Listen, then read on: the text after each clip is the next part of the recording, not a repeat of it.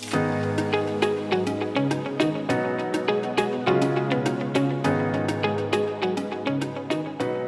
to Environments 1. In this course, I'll be helping you establish a variety of skills that will help you create epic, large environments.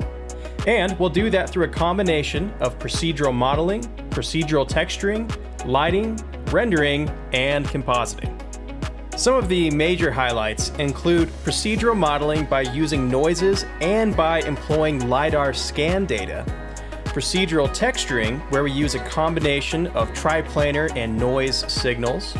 And then there's lots of artistic tips and tricks that we can explore when lighting and compositing.